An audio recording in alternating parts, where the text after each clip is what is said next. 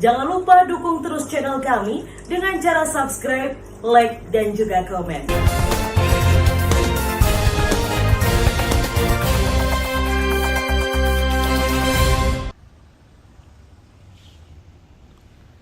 Gubernur Jawa Timur mengaku Jawa Timur kekurangan stok vaksin untuk hewan yang terkonfirmasi positif penyakit mulut dan kuku.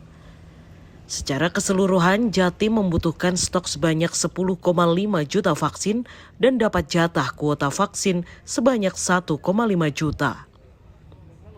Sedangkan hingga saat ini yang baru turun hanya 1.000 vaksin saja.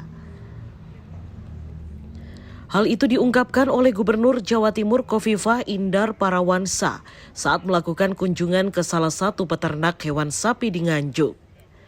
Menurutnya, secara keseluruhan Jatim membutuhkan stok sebanyak 10,5 juta vaksin dan diberi kuota vaksin 1,5 juta. Sedangkan hingga saat ini yang baru turun hanya 1.000 vaksin saja. Pihaknya berharap adanya percepatan pemberian vaksin di Jawa Timur agar bisa mengurangi jumlah resiko pada hewan yang terpapar PMK.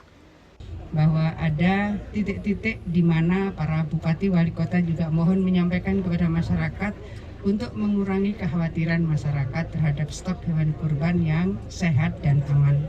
Saya rasa itu nanti pada titik-titik di mana biasanya ada pasar ternak menjelang Idul Adha, biasanya akses masyarakat untuk bisa mendapatkan ternak hewan kurban itu disiapkan di beberapa titik.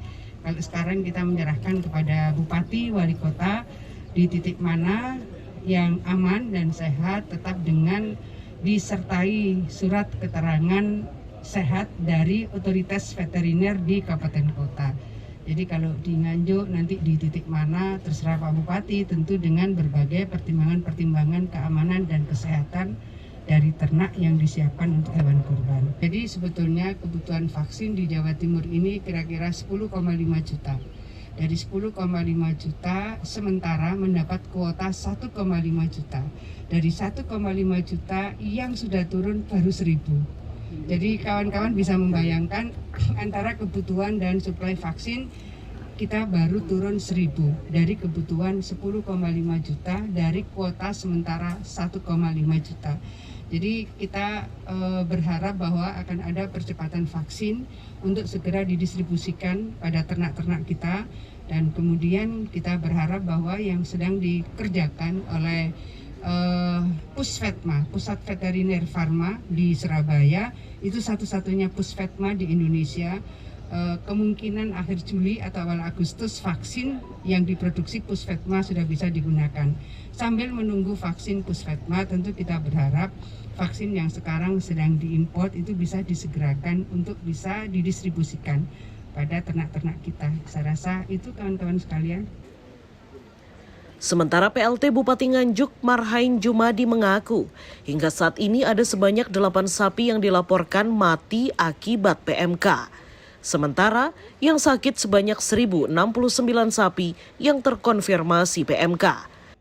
1.069 ya, yang meninggal 8 ya, sisanya masih sakit. Semoga segera sembuh ya, karena ini juga mewabah seluruh Indonesia, sehingga kita juga anggaran kita juga coba untuk geser ke BTT sehingga mempercepat akselerasi penanganan PMK di Kabupaten Nganjuk.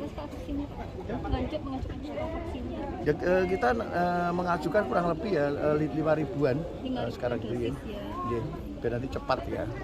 Ini kan jelang Idul Adha, Pak. Mungkin ada atensi dari Pemkab barangkali. Seperti yang disampaikan oleh Bu Gubernur tadi, nanti PMK akan mengeluarkan surat keterangan sehat ya, biar tidak jadi gaduh ya.